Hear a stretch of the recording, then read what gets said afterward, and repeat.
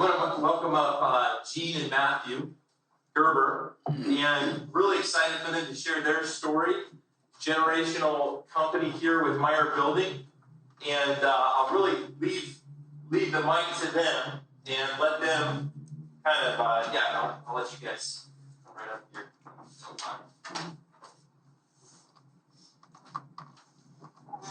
And why don't we just welcome them to the stage.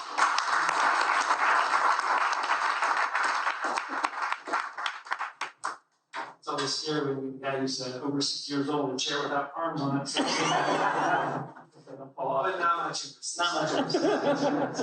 John, thanks for inviting us tonight. It's truly an honor to be here to share our story with you. So I've got mine written out. That's kind of how I do things. So I'm going to do that. Matthew's a little more off the cuff. So we'll start out this way. So first of all, I want to say that I'm not your typical entrepreneur. Owning a business was never a dream or a passion of mine. Especially not a construction company. If you would have told me when I had finished college that I would one day own a construction company, I would probably laugh at you.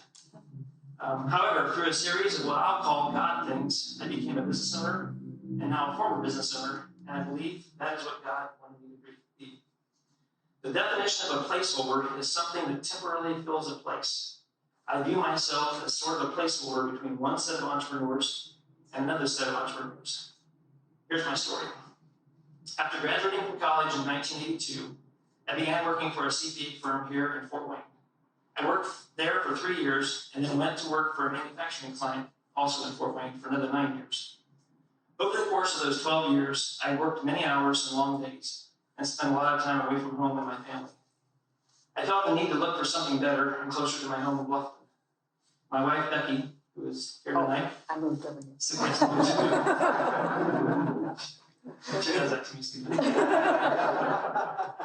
She suggested that I call her cousin, Bob Meyer Jr., who owned a small construction company named Meyer Building. My response to her was, they're too small. They wouldn't need a CPA to hire a CPA. About a week later, I received a phone call from Bob Meyer Jr. He wanted to know if I would be interested for me to work for them. That was 28 years ago, and as they say, the rest is history. And Becky hasn't let me forget that ever since. That was God thing number one. Meyer Building was started in 1968 by Becky's uncle, Bob Meyer Sr.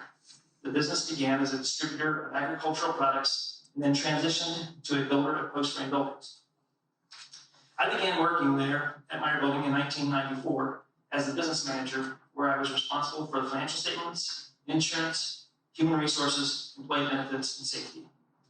10 years later, Bob Jr. developed a new product related to the post-frame industry, and he decided that he needed to devote all of his time to that venture.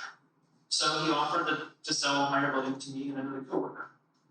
While this wasn't something that Becky and I had sought out or pursued, we believed that God wanted us to take this step of faith.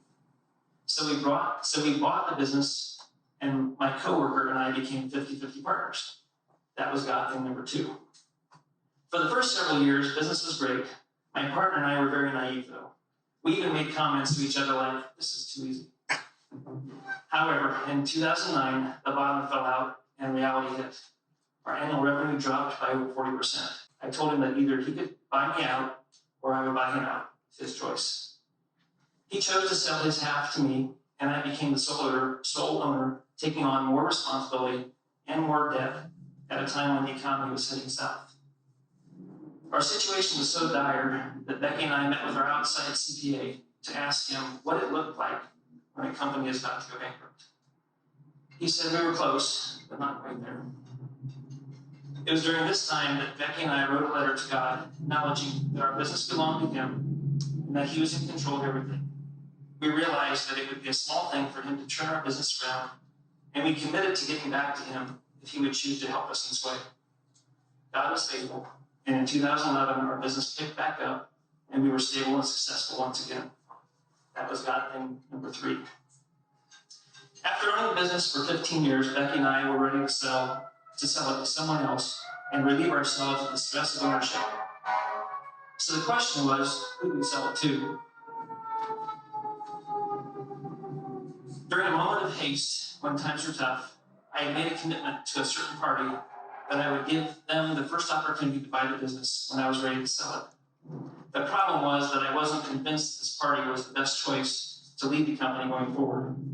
However, I felt as though I needed to honor my commitment to this party. As it worked out, this party was not able to get the financing to come together to purchase the business, and the offer fell through. After much prayer, Becky and I decided to approach all 4 of our sons with the offer. 2 of them, Randy and John, were content with their present jobs. However, Jason and Matthew were interested, and in January of 2020, they became the new owners of Meyer Building. That was about thing number 4. So as I said in the beginning, for the past 15 years, I view myself as sort of a placeholder between one set of entrepreneurs, Bob Sr. and Bob Jr., and another set of entrepreneurs, Jason and Matthew. While this isn't the textbook method of business ownership and entrepreneurship, this is my story. Hopefully it can serve as a reminder to all of us 4 things. God owns it all. God is always in control. God can take our bad decisions and produce good results from them.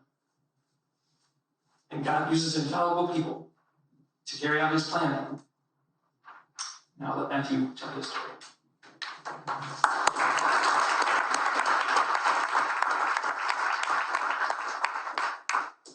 Thanks for sharing, Ed. Yeah, I mean, it's been quite the journey. I hired on Meyer Building in 2016 after working for a local contractor here in Fort Worth for 3 years prior to that.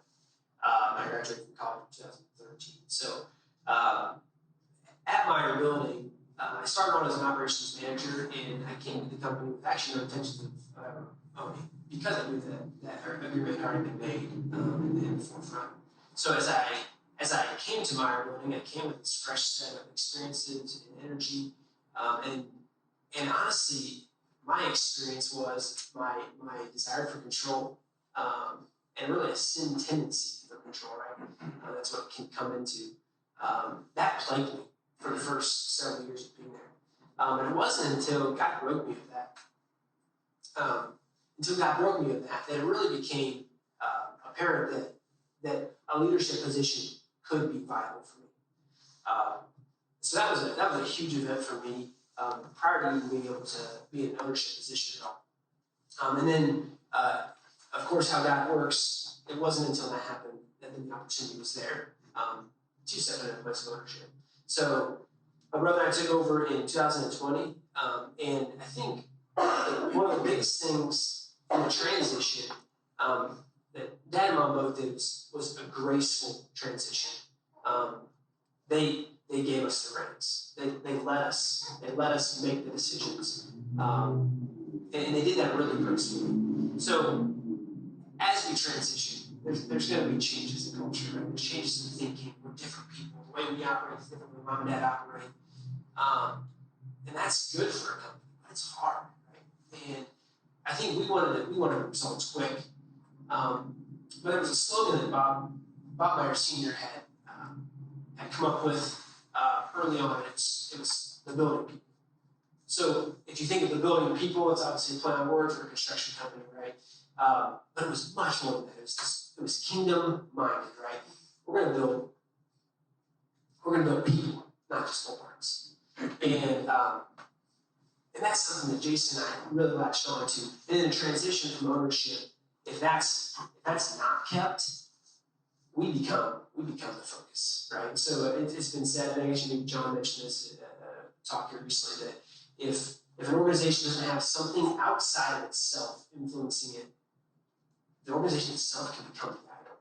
And so the building people and the kingdom motivated mindset that was passed on from generation to generation is something that Jason and I are really excited to carry forward. It's been modeled well, and we're excited to continue with that. So that's probably the thing I want to leave with this group. So we're the building people, but we build more than just buildings.